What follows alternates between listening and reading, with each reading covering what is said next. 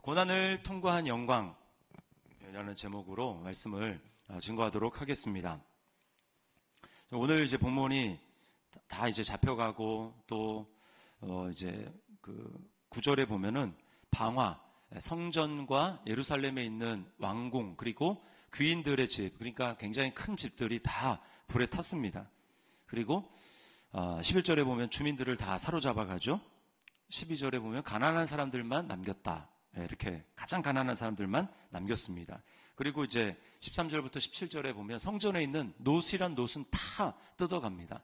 놋기둥 있죠? 보아스와 야겐 두 큰 놋기둥, 그걸 이제 한꺼번에 너무 크니까 부셔서 다 가져가고, 그 다음에 뭐 기명들 뭐 그 모든 것들을 다 가져갑니다. 그런가 하면 이제 오늘 읽은 18절부터 21절에는 대량 살상, 뭐 대략 죽인 사람들 숫자를 세보면 72명 정도 되는 사람들을 이제 한꺼번에, 그 사람들만 죽인 게 아니에요. 더 많은 사람들이 죽었습니다. 그리고는 본토에서 사로잡혀서 이제 바벨론으로 옮겨지게 됩니다. 어마무시한 고난이죠, 고난. 여러분, 우리가 이제 이 말씀을 딱 대할 때 우리는 뭐 이 정도의 고난을 경험하지는 않습니다. 그러나 분명한 것은 뭐냐면 우리가 이 세상에서 살아가는 것 자체가 고난입니다. 여러분 동의하십니까? 네. 좀 인생 살아보면 다 느끼잖아요. 조금 있으면 다 고난입니다. 뭐가 고난이냐 도대체, 그러면 뭐가 고난이냐?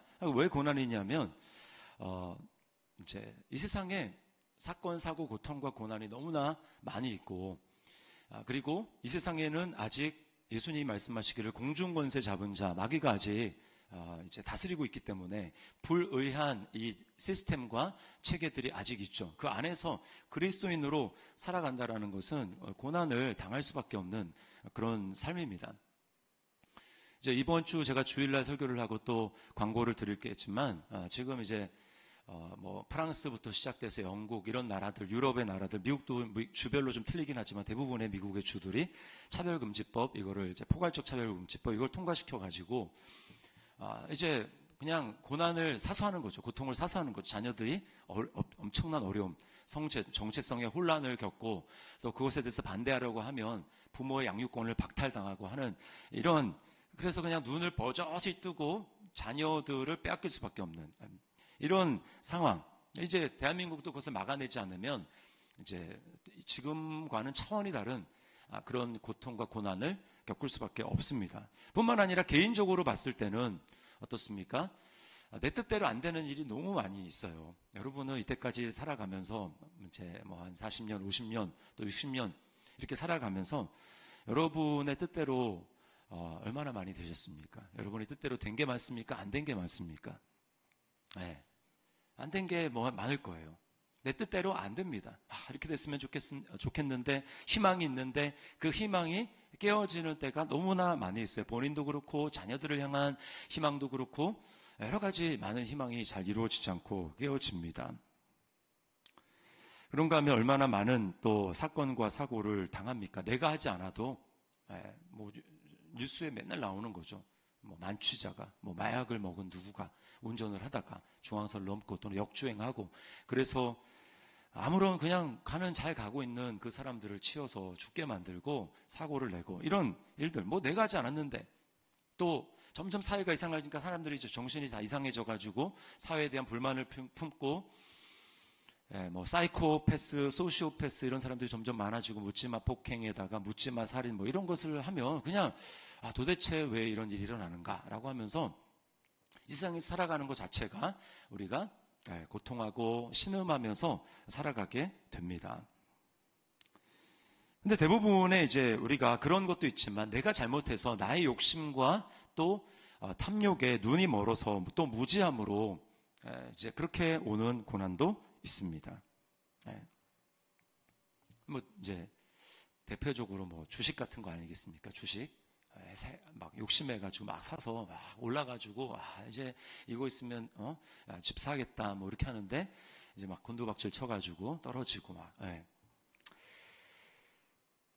근데 오늘 초점은, 제가 말씀드리는 초점은 이제 바깥에 있는 그 고난은 어떻게 할 수가 없죠. 예수님이 오셔야 해결될 문제인데, 그러면 그 외에 나의 어떤 욕심과 이 탐욕으로 생기는 이 고난, 이 부분에 대해서 좀 말씀을 드리려고 합니다. 이제 외부적으로 내가 하지 않았지만 어쩔 수 없는 이 세상의 시스템 때문에 당하는 그 고난을 이제 베드로 사도는 뭐라고 했냐면 애매한 고난이다 이렇게 얘기를 했습니다. 애매한 고난. 도대체 왜 그러지? 이게 애매한 고난. 그 애매한 고난을 제가 말씀드리는 게 아닙니다. 자신의 죄성으로 말미암은 고난을 말씀을 드리려는 거예요. 하나님은 왜 이스라엘 백성들을 이렇게 70년이나 되는 1, 2년도 아닌 70년이나 되는 바벨론 포로 생활을 하지 않으면 안 되도록 하나님은 그렇게 허용하시는가? 그것이 바로 우리 안에 예수님을 믿지만 하나님을 믿지만 섬기지만 아직도 다루어져야 될 나의 죄성 때문에 그렇습니다.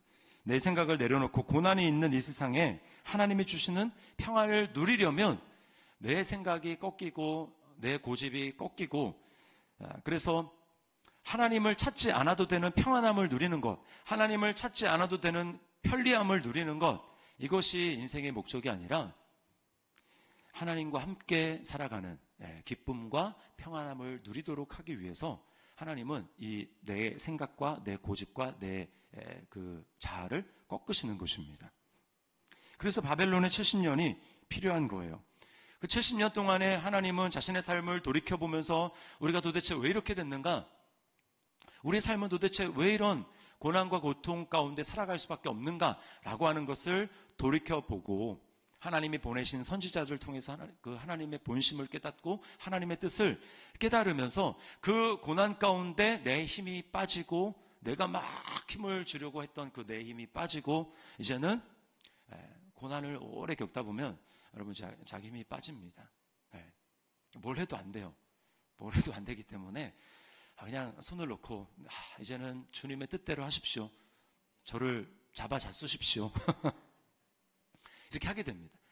주님은 이렇게 때까지 막 빳빳한 이 나의 주님이 이스라엘 백성들에게 자주 너희는 목이 곧은 목이 뻣뻣한 백성이다라고 얘기를 하는데 그 목이 뻣뻣한 것을 흐물흐물한 그런 사람 만드시기 위해서 반드시 필요한 게 바로 고난이라고 하는 것입니다. 그래서 하나님의 뜻은요, 그냥 굴복하는 거예요. 고난이 오면 힘을 빼고 예수님처럼 곧 도살장에 끌려가는 양처럼 힘을 빼고 온전히 맡겨야 됩니다. 예레미야 29장 7절 말씀에 하나님은 이렇게 분명히 말씀하셨어요. 자, 같이 한번 읽어보겠습니다. 시작. 너희는 내가 사로잡혀 가게 한 그 성읍의 평안을 구하고 그를 위하여 여호와께 기도하라. 이는 그 성읍이 평안함으로 너희도 평안할 것입니다. 자, 이 예루살렘에서 그거를 이제 거기는 끝났어. 그 땅은 죄로 더럽혀서 심판을 받고 또 그 땅이 쉬어서 그 다음 이제 준비를 해야 되기 때문에 이 땅에서 이제 꿈꿀 생각을 하지 말고 내가 너희를 위해서 새롭게 예비한 그 터전. 그러니까 마치 이제 원래 가나안 땅을 하나님께서 약속의 땅으로 주기로 하셨는데 이제 아브라함의 그 약속을 하지 않으셨습니까? 근데 야곱 때에 와가지고 하나님이 어디로 데려가십니까? 애굽으로 데려가시잖아요. 그렇죠? 애굽으로. 하나님의 의도가 있는 겁니다. 애굽에서 거기서 이제 숫자가 불어나야 되고 그 다음에 요셉을 알지 못하는 바로가 와서 고난을 고통을 당한 다음에 이제 여기가 좋사오니가 아니라 여기서 이제 나가야 되겠다라는 생각을 통해서 이제 애굽에서 나온 것처럼 하나님은 이제 바벨론으로 다시 가서 거기서 하나님께서 원하시는 뜻을 이루도록 하시는 거죠. 그러니까 가나안 땅이 아니라 이제 바벨론에 가면 바벨론이 너희의 터전이 될 텐데 70년 동안 거기서 그 평안을 그 성이 평안하기를 위해서 기도해라. 내가 거기서 너희를 위해 이룰 뜻이 있다라는 겁니다. 근데 이스라엘 백성들은 그 뜻을 끝까지 못 받아들입니다. 끝까지. 그러니까 오늘 그걸 보여주는 거예요. 그달리아라고 하는 24절 말씀에 보면 이렇게 얘기하죠. 그달리아가 그들과 그를 따르는 군사들에게 맹세하여 이르되 너희는 갈대아인을 섬기기를 두려워하지 말고 이 땅에 살며 바벨론 왕을 섬기라. 그리하면 너희가 평안하리라. 여러분 이 그달리아가 바벨론에게 이제 복종했기 때문에 그냥 좋은 게 좋은 거지 이 땅에 살아 이 땅에 사십시오 라고 말하는 게 아닙니다. 이 그달리아는 누구냐면 예레미야의 친구예요. 그리고 이제 이렇게 왕이 이렇게 유다가 멸망하기 직전에 가장 성군으로 다윗의 길로 행했다고 평가받는 사람, 다윗 빼고 두 사람 있다고 했죠? 히스기야랑 요시야, 딱 두 명입니다. 근데 요시야 시대에 요시야 왕의 개혁을 실천하는데 쓰임받았던 사반이라는 사람이 있습니다. 사반. 그 사반의 손자가 바로 이제 그달리아예요. 근데 이제 역대상에 보면 역대하에 보면 그달리아라고 나왔죠. 거긴 또 그다리아라고 나옵니다. 그러니까 똑같은 사람이에요. 똑같은 사람인데 이 사람이 그 예레미야의 친구였고, 예레미야가 어려울 때 예레미야가 막 이제 고생하고 막 어디 갇혔다가 막 그렇게 하지 않아요. 풀려났을 때 잘 돌봤던 그 사람입니다. 그러니까 예레미야를 통해 하나님이 유다를 향한 뜻이 무엇인지 너무나 분명하게 잘 알고 있거든요. 그러니까 지금 얘기하는 것은 좋은 게 좋은 거다라는 뜻으로 얘기를 하는 게 아니라 이 그다라는 예레미야를 통해서 주신 하나님의 뜻을 너무나 명확하게 알고 있었기 때문에 지금 하나님의 뜻을 그대로 하나님의 말씀을 백성들에게 이야기를 하고 있는 거예요. 여기서 그대로 바벨론에 순응하면서 살아가는 것, 이것이 지금은 우리를 향한 하나님의 뜻이다. 이렇게 이야기를 하는 것입니다. 그러나 뭐가 문제입니까? 이 왕족이라고 하는 이 이스마엘, 이 사람이 못 받아들이는 거예요. 못 받아들이고 결국은 그달리아를 죽여버립니다. 죽입니다. 그게 25절에 나오죠. 여러분, 이게 이토록 자기 생각과 고집이 강한 거예요. 하나님의 뜻, 이거 못 받아들이는 겁니다. 내 과거에 하나님 성전 있지 않습니까? 여기? 그 생각. 성전이 여기 있는데 우리가 그 땅으로 가는 게 말이 됩니까? 라고 하면서 끝까지 하나님의 말씀이 아닌 자기 생각과 자기 경험. 지금 성전은 아무 의미가 없어졌어요. 마음에 우상이 가득 차고 그렇게 해서 눈에 보이는 성전이 아니라 마음이 새로워져야지 되는데 그들은 끝까지 마음이 새로워질 생각은 하지 않고 여기 성전이 있지 않습니까? 라고 하면서 자신의 마음에 있는 탐욕, 마음의 가죽을 베어버리는 게 아니라 예레미야에서 그게 나오잖아요. 너희는 마음의 가죽을 베야지 육체 할례만 해야 될 게 아니다 라고 말을 하고 있는 것입니다. 그러니까 이게 우리라는 거예요. 구원을 받았는데 나 구원 받았잖아. 그리고 하나님의 뜻도 알지.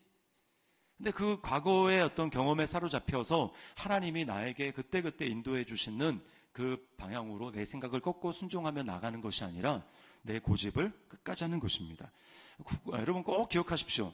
구원의 법칙은 하나님이 우리를 예수의 피로 구원하신 다음에는 그 다음에는 광야입니다. 이거는 예외가 없어요.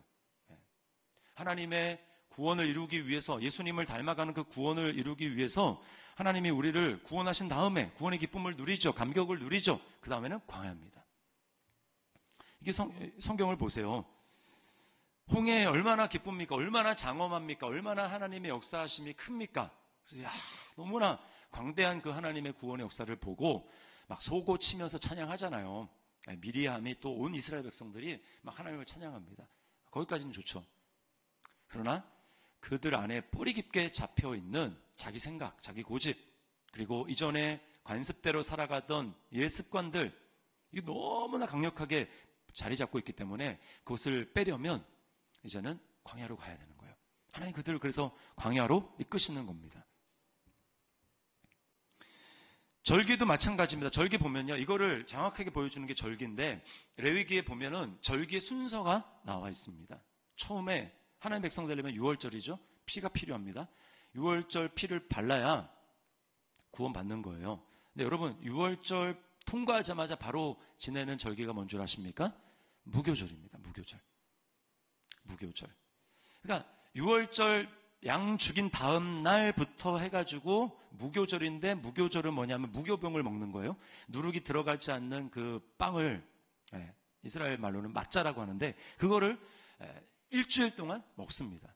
그리고는 이제 그 되기 전까지 물론 그 전에 미리 이제 그 누룩을 다 집안에서 뭐 이 조그만 것도 안 나오게 다 제거하죠. 그 죄를 상징하는 거예요. 누룩은 그 죄를 다 빼고 그리고 이 누룩이 들어가 있지 않는 그 빵을 먹는데 여러분 그 누룩이 들어가지 않는 빵을 어떤 맛이냐? 그 참크래커 아세요? 참크래커? 별로 맛이 없잖아요. 그래도 그건 좀 잘 구워가지고 맛있는데 딱딱하고 맛이 없습니다. 그거를 일주일 동안 먹어야 되는 거예요. 그럼 뭘 상징하느냐? 맛이 없어요. 메마른 건조한 그 광야. 그리고 예수님의 모습을 통해서 보여지는 건 뭐냐면 그 무교절에 그 초두에 한 2, 3일은 뭡니까? 무덤입니다. 무덤. 6월절 당일날은 예수님이 십자가에 못 박힌 날, 그날이죠. 그럼 다음 날부터는 무교절인데 6월절 다음 날은 무교절인데 거기 예수님이 3일 동안 무덤에 있었지 않습니까?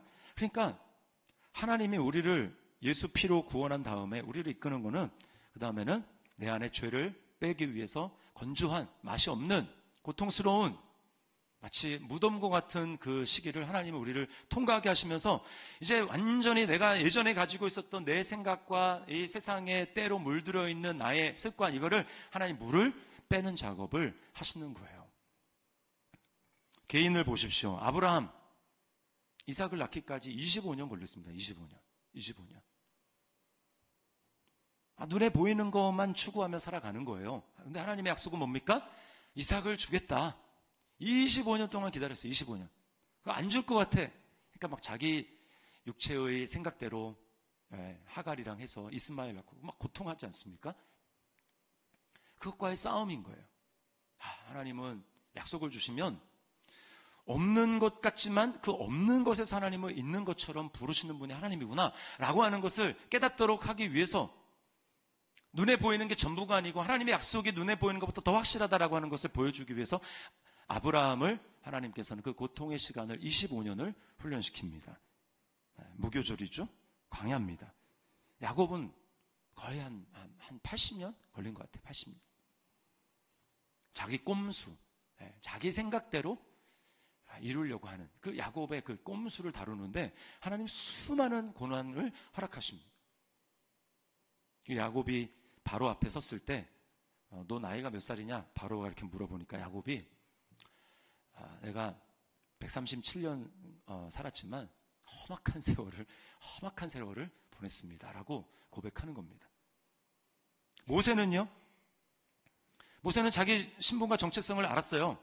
나는 그 이집트 지금 왕자의 신분으로 있지만 내 몸에는 할례의 표시가 있고 어머니로부터 유모로부터 너는 히브리인이다. 아브라함의 자손이다. 언약의 자손이다. 라고 하는 것을 어렸을 때부터 교육받아가지고 자기가 이스라엘 사람이라는 거 알고 있어서 히브리 사람이라는 거. 그래서 자기를 통해서 하나님이 구원하기 위해서 이 지위를 줬구나 라고 하는 것을 알았는데 자기 힘으로 하려고 자기 힘으로 그래서 무력으로 자기 그 권력을 사용해가지고 애굽 사람을 쳐 죽이지 않습니까? 그렇게 해서 하나님으로부터 그 힘을 빼는데 걸린 시간 40년. 40년. 그러니까 하나님은 우리를 구원하시고 우리를 정말 하나님이 원하시는 우리는 끊임없이 어떻게 합니까? 내 삶 가운데 하나님 없이도 좀 평안을 누릴 수 있는 그런 환경을 끊임없이 추구합니다. 그래서 우리는 만나보다는 창고에 왕창 하나님이 한 몇십 년치 걱정 안 하면 먹으며 살 수 있는 그거를 원해요. 근데 하나님은 아니라는 거예요. 만나. 오늘 구할 것을 하나님이 주시고 또 내일 하나님 그런 주님을 바라보면서 주님이 주실 것을 날마다 의지하며 살아가는 거. 여러분 이게 하나님께서 이 땅에 저와 여러분을 두시며 살아가게 하는 그리스도인의 방식입니다. 예수님도 그래서 주기도문 가르쳐 주실 때 그렇게 말씀하신 거예요. 그 구약의 만나의 원리와 똑같습니다. 오늘날 우리에게 일용할 양식을 주시고 이렇게 기도하라는 거예요.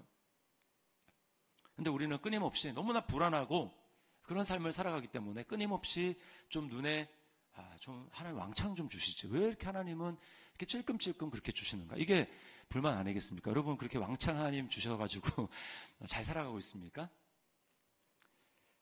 하나님을 의지하도록 하는 거예요. 그럼 어떻게 이 하나님이 나를 하나님 없이도 하나님 찾지 않아도 되는 그런 편리한 환경, 그런 정말 세상 사람들이 생각하는 그런 축복들을 그걸 구하지 않고 하나님이 내게 고난을 통해서 이루려고 하시는 그 뜻을 빨리빨리 좀 이루어 드릴 수 있을까? 그거는요, 순종밖에 없습니다. 순종.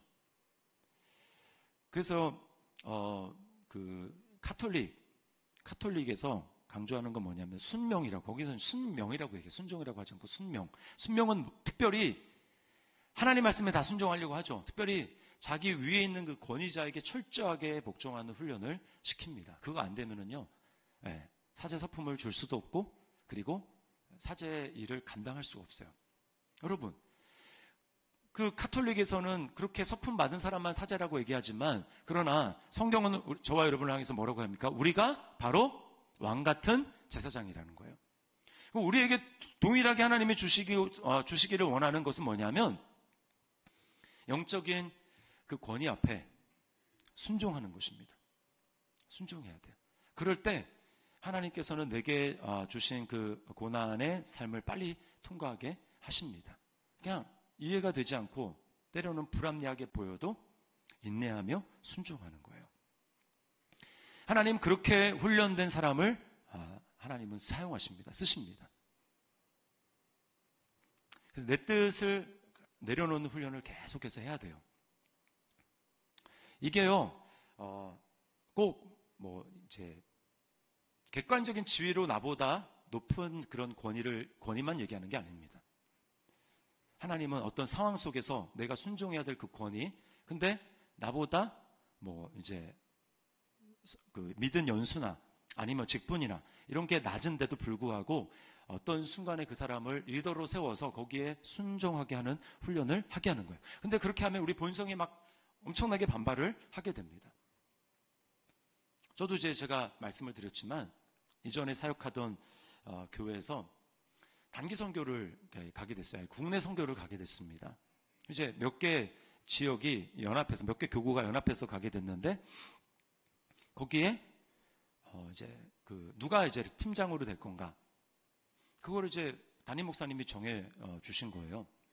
그리고 이제 성도들도 해가지고 이렇게 딱 하게 되는데, 저 아닌 다른 목사님이 세워진 겁니다. 근데 제 속에서 본능이 너무 반발을 하는 거예요. 내가 리더가 돼야 되는데 저 사람이 리더가 됐네. 목사 한 수도 나보다 훨씬 더 늦게 받은. 네. 그래서 한 3박 4일 동안 마음이 계속해서 불편합니다. 네. 근데 하나님은 뭘 원하시냐면 거기에 순종하기를 원하시는 거예요. 내 뜻을 내려놓고, 그게 세상적인 그 법칙에서는 그렇게 하는 게 맞는지 모르겠지만, 하나님 나라에서는 내 상식과 판단대로 아니고, 왜 이런 결정을 내려서 이렇게 하게 만들지? 하나님이 얼마나 제 속에 있는 이 정말 말씀에 또 권위에, 하나님이 세운 그 권위, 내가 인정할 수 없으면 우리는 어떻게 하냐면 이렇게 얘기합니다. 저 하나님의 말씀이면 순종하죠. 근데 이제 사람을 딱 세워놓으면 순종을 못해. 그것도 그 사람에 순종하는 것도 내가 순종할 만한 사람이면 순종하겠다, 이렇게 합니다. 기준이 자기예요. 저 사람은 내가 순종할 하지 않지 않습니까?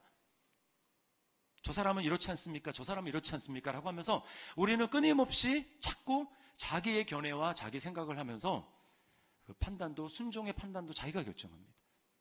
저 사람은, 그러니까 남편에 대해서 순종하라고 하면, 남편을 주님과 같이 이렇게 에베소서 5장에 보면 나오잖아요. 그리스도를 경외함으로 복종하라. 주님 같아야 복종하죠. 제가 주님 한 10분의 1만, 한 100분의 1만 주님 닮으면 순종하겠습니다. 그런데 그렇지 않다고요. 내 남편은 그렇지 않다고요. 그래서 순종 못하겠다고요. 이게 우리의 아주 악한 마음이라는 겁니다. 그게 아니에요. 순종할 만하기 때문에, 저 사람이 순종할 만한 그 권위를 가지고 있기 때문에 그래서 하는 것이 아니라, 하나님의 말씀이 내가 세웠기 때문에, 그 권위를 내가 세웠기 때문에 그 세운 하나님을 바라보며 순종하는 것이지, 내 머리를 굴려가지고 순종할 만하니까 순종해야지. 여러분, 이거 아닙니다. 하나님이 이거 훈련시키는 거. 이거 안 되면요, 계속 뺑뺑입니다. 계속 뺑뺑이. 광야에서 보십시오. 안전하지 않아요. 모세도 안전하지 않았어요. 그래서 모세 리더십을 보면서 모세가 후처를 취하는 것을 딱 보고, 그게 이스라엘 사람 중에서 취한 것도 아니고, 후처를 취하는 것도 말이 안 되는데, 또 이스라엘 사람 중에서 취한 것도 아니었어요. 그걸 보고, 눈에 딱 보고 벌써 흠이 딱 보이지 않습니까? 그러니까 안에 하나님이 세웠다고 마음대로 해도 되는 거야? 라고 하면서 아론과 미리암이 비방하지 않습니까? 하나님 그걸 다루시는 거예요. 내 눈에 보기에 저거 아닌 것 같은데 하면서 자꾸 자기 생각을 주장하고 고집하면서 하나님 저렇기 때문에 저는 순종하지 못하겠습니다 라고 얘기하는 것은 자기 생각이라는 거예요. 여러분, 자아가 죽어야만, 예수 그리스도 안에서 내가 죽었는데 그 자아를 날마다 내가 십자가에 못 박혀 나의 견해와 나의 뜻과 내 불편함과 또 내 견해와 내 생각과 내 감정과 내 경험과 과거에 쌓아왔던 나의 그 모든 것들, 그런 것들을 날마다 주님 앞에 내려놓고 십자가에 못 박지 않으면 우리는 이 땅에서 주시는 하나님의 영광, 그리고 주님이 이 땅에서 누리기를 원하시는 그 평안과 기쁨을 온전히 누리지 못합니다. 버려야 돼요. 버려야 돼요. 오늘 보십시오. 그냥 바벨론에 가서 이렇게 있다 보니까 그 다음에 회복의 징조가 보입니다. 27절부터 30절이 그 회복의 징조를 보죠.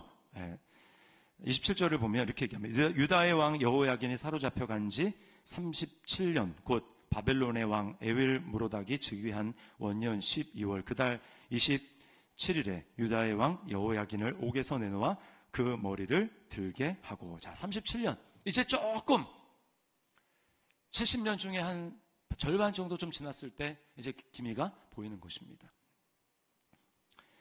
여러분, 우리가 내 생각과 내 뜻을 내려놓은 것이 가능한 이유는 뭐냐면 우리는 그리스도 안에서 새로운 피조물이 되었기 때문에, 예수 그리스도와 연합하여 십자가에 못 박은 존재가 되기 때문인 것을 여러분 믿으시기를 바랍니다.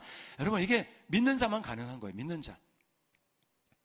예수님이 내가 예수 그리스도와 연합해서 죄에 대해서 죽었기 때문에 그 죄는 바로 내 주장을 하려는 나의 고집, 나의 자아입니다. 그래서 로마서 6장 6절 우리 같이 한번 읽어보겠습니다. 로마서 6장 6절 같이 한번 읽어봅니다. 시작.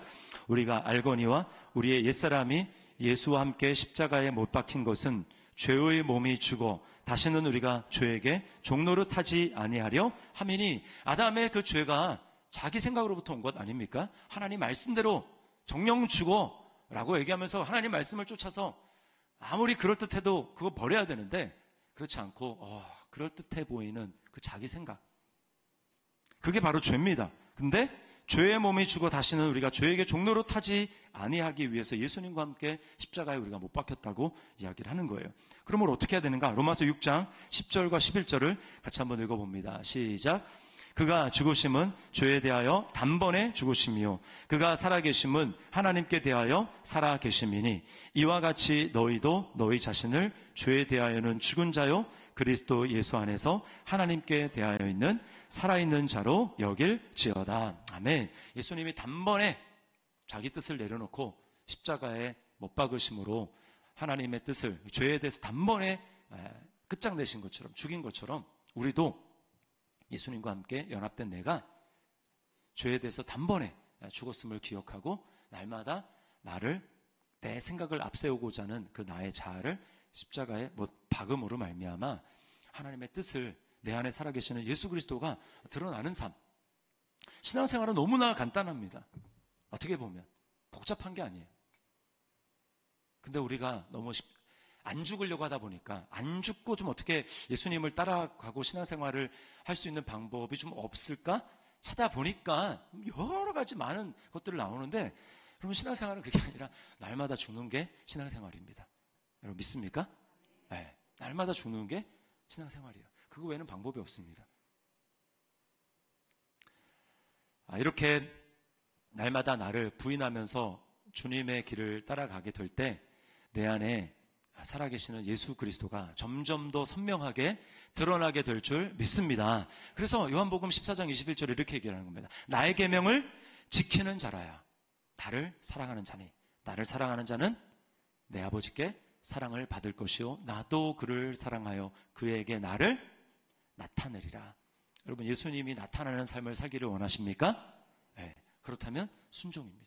나의 계명을 지키는 자, 주님이 억지로가 아니라 주님이 나를 위해서 사랑하신다는 사실을 기억하면서 날마다 내 생각을 하나님 말씀 앞에 복종시키고 나를 돌이켜 십자가에 못 박고, 그래서 이미 내 안에 사시는 예수 그리스도가 나를 통해 나타나시는 그러한 삶을 살아가는, 그래서 고난을 통과하기 때문에 점점 더 이 땅에서 하나님 나라를 누리며 세상과 나는 간 곳 없고 구속한 주만 보이도다. 온전히 주께 맡긴 내 영, 사랑의 음성을 듣는 중에 천사들 왕래하는 것과 하늘의 영광 누리도다. 이 땅에서 하나님과 함께하는, 어떤 상황에도 하나님과 함께하는 영광을 누리는 저와 여러분의 삶이 될 수 있기를 주님의 이름으로 축원합니다.